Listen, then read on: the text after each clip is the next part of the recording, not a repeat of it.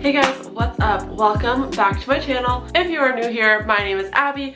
I love to post all kinds of videos related to lifestyle. I like to talk about health and wellness. I feel like I've gone through quite a bit when it comes to health and wellness over the past few years. So I feel like I have a lot to talk about and I can offer tips and advice to people who may be going through similar situations. That being said, I am definitely not a dietitian or any kind of medical practitioner. Also, just so you're aware, I will be talking about numbers in this video and things that may potentially be triggering to somebody who struggles with disordered eating and body image problems, and I just really want to be sensitive to that and prepare you ahead of time. Anything I'm sharing today is just kind of what I've noticed and learned over the past few years trying to lose weight, trying to get healthy. Just take everything with a grain of salt, do your own research, see what works for you. And if you like this one, definitely make sure you subscribe because I'd love to have you around. So today's video is going to be very similar to the style of the one that I just posted on Tuesday. I will have that linked in the description box below.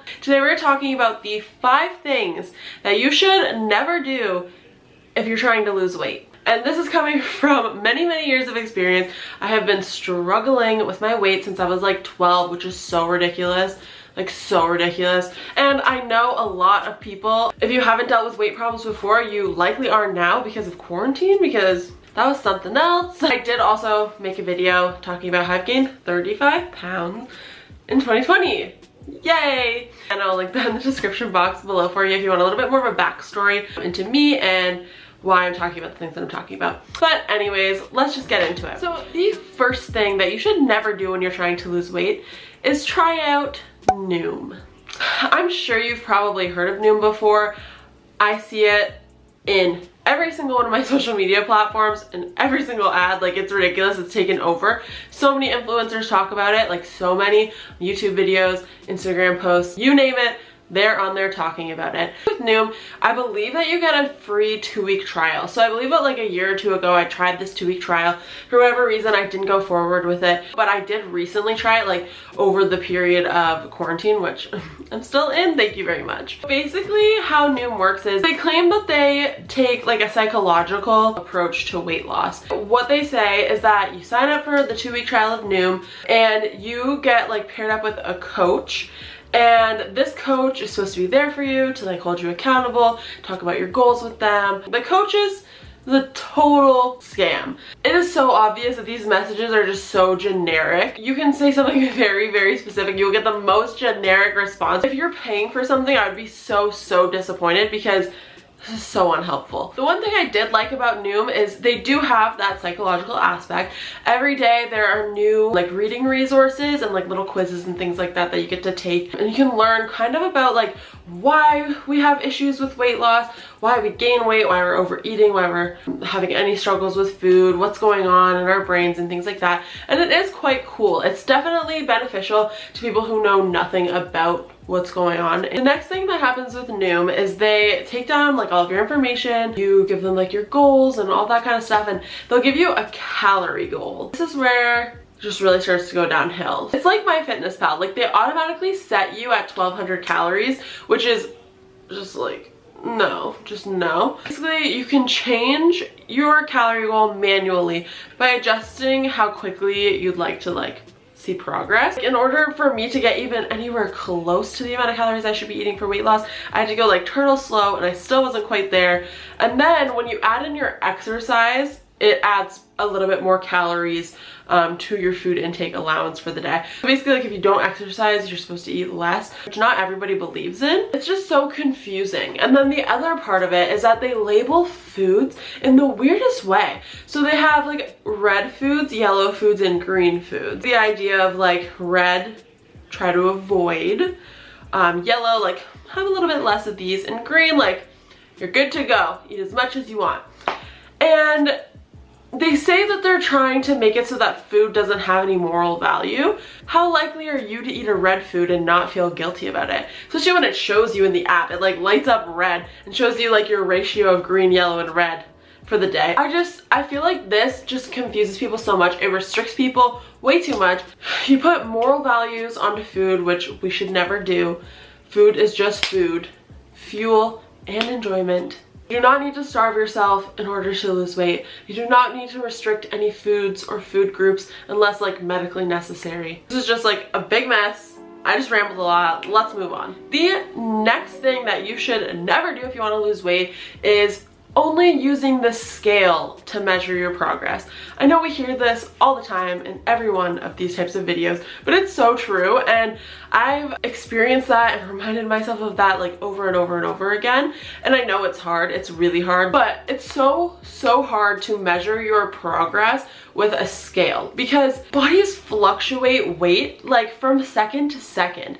Literally, you could wake up in the morning, have a completely empty stomach, weigh yourself, go eat breakfast, like a small light breakfast, weigh yourself again and be like 5 pounds heavier. Like, and it is impossible to eat enough food to gain 5 pounds in 5 minutes. Like, that's ridiculous. The scale can help over like a few months. You can kind of like start to learn trends. What you really need to be doing is taking your measurements. Another big thing is progress pictures. Trust me, progress pictures are like a necessity if you want to see real progress. I don't know what it is, but like for some reason we can't tell when our bodies are changing. It takes months for you to notice that you look different, and usually you'll only notice because you took progress pictures and compared like day 1 to like day 40. A couple of years ago when I lost my first 15 pounds, I started doing progress pictures for the first time. The scale would not move for the longest time. I didn't understand what was going on until one day. I was like 5 weeks after I had started, and I compared my progress pictures and I could not believe the difference.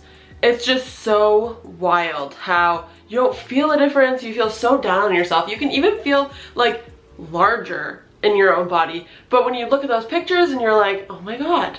Another really big thing as well, of course, is to pay attention to how your clothes are fitting. How do you feel? Like, do you feel good? Do you feel light? Do you feel comfortable in your own skin? Pay attention to those kinds of things. They're so much more important and so much of a bigger indicator of like your actual progress. Take your measurements, take your progress pictures, weigh yourself if you want to, evaluate how you're feeling in your body and how your clothes are feeling. Do that every like 2 to 4 weeks and then compare over time. And I promise you, you're gonna feel very different about yourself and your journey, and you're going to be able to stay on it so much longer. The next thing that you absolutely should not do is give up or adjust anything after a short period of time. What I mean by that is you spent the whole week improving your eating habits, getting more exercise, drinking more water, getting more sleep, and you just feel like nothing is changing. But guess what? It's not going to. It's only been a week. It takes at least 4 to 6 weeks for your body to register that you're trying to make a change and for it to adapt to that change in the way that you want it to. I want to explain something that I recently learned the name of, which was like game changing for me, because I've experienced this and I knew I was experiencing it, but I didn't know what it was called until recently, and I think it's so cool. So I don't know if you're on a weight loss journey or if you've ever been on a weight loss journey, have you ever noticed that like your skin or like your fat, like wherever you hold the most of your like your fat, just feels squishier? Like before it was like kind of firm, but then it just like feels squishy and like loose. So what happens when you are losing fat? You have a fat cell. Basically what happens, the fat leaves the cell gradually. As you are losing fat, the cell is being filled with water instead. That's why you're not seeing any differences, but you're starting to feel kind of squishy. So the cell stays there, it fills up with water because it's just waiting for more fat. Eventually it's gonna realize it's not getting any more fat and it will finally collapse. When it collapses, that is when you will see noticeable fat loss. Like, this is something called a whoosh. For 4 to 6 weeks, you're the same weight on the scale, you feel yourself getting squishier, your clothes are starting to feel a little bit better, nothing's happening, and then one morning you wake up and bam, you dropped like 5 pounds. This is what happens to me. No, you didn't lose 5 pounds overnight. You've been losing the 5 pounds for the past few weeks. Yeah, so don't give up, don't change anything. You need to stick to something new for at least 4 to 6 weeks to see any kind of difference. Only after that point should you even consider changing anything. Okay, and now, second last thing, that you should never do is force yourself to eat things that you don't like. This is something that I really used to do. I used to think that I had to have quinoa, I had to have kale, even though kale doesn't bother me that much. It's just like the idea of like forcing down like certain things that you don't like, just because like they're health foods, they're things that you're supposed to eat. I have a really hard time eating something if I don't like it. I'm such a baby and I won't just like choke it down. I'm just really not good at that. There is one food that I do make myself eat, but it's only because the convenience outweighs my disgust, and that is protein powder. I hate protein powder. I have talked about it on this channel before. When it comes to any kind of like weight loss journey, you have to prioritize making it a sustainable lifestyle. And I know people keep saying that and other people are probably rolling their eyes, but it is so true. It is a known fact that the majority of people who go on like weight loss journeys, almost all of them gain the weight back because they didn't set themselves up to be able to live like this for the rest of their life. How did you lose the weight? Because you restricted food and calories, or you exercised more. You have to think, could I eat this much forever? Could I work out this much forever? If you can't, there's a very high likelihood that you're not going to keep your weight loss because you're going to start eating more, you're going to start exercising less. I personally believe in eating as many calories as possible for weight loss, not dropping your deficit too low. I also personally really like exercise. I think exercise is so important. Exercise is such a great way. If you don't want to reduce your calorie intake that much, you can exercise more. All of that was just to say that you need to be on a sustainable journey. If you hate the foods that you're eating, do you really think that after you lose the weight that you're gonna go eat those foods again? Probably not. Do you need to eat those foods to lose the weight? No. For me, it is not worth it to waste my life eating things that are gross. And the last thing that you absolutely should not do when trying to lose weight is feel guilty about how you eat or about your exercise. Starting off with exercise, for example, the whole mentality, I have to work out today. I hate working out. That's just like negativity that we don't need. How about we get to work out?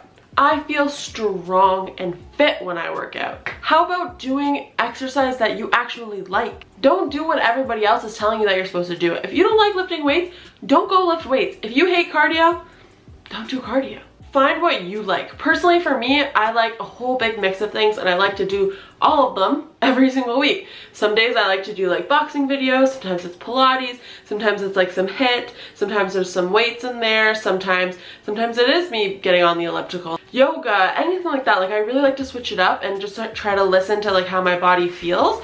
And I stopped telling myself that I wasn't good enough, that I wasn't worthy, that I was bad and I was gonna make no progress if I didn't exercise. Instead, I used it as a way to appreciate myself, be so grateful that my body can do these things, because I mentioned in my last video, a couple months ago, I was having really bad issues with my MS and there were certain parts of the workout that I couldn't do, and that was so frustrating. Having that happen to me, and now that I'm past it, I appreciate so much more what my body can do for me and the fact that I get to exercise. So if you look at it from that perspective, you're so much more likely to succeed. And now talking about food, I definitely experienced some like orthorexic traits where I was so consumed with like the ingredients in every single thing that I ate, and to the point where it caused like binge problems where I was restricting because I thought something might not be healthy enough for me, and then because I don't like to eat things that are gross, I thought I couldn't season or like sauce up any of my foods to make them taste better,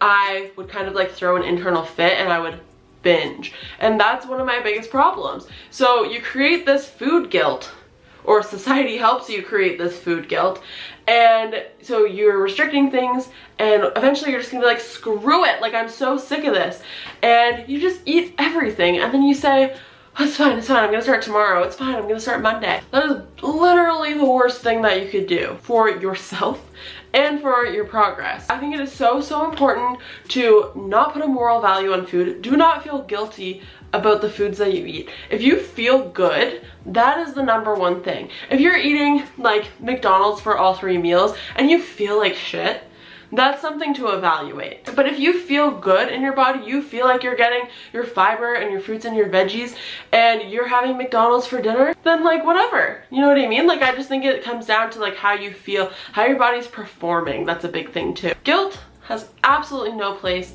in good, successful progress.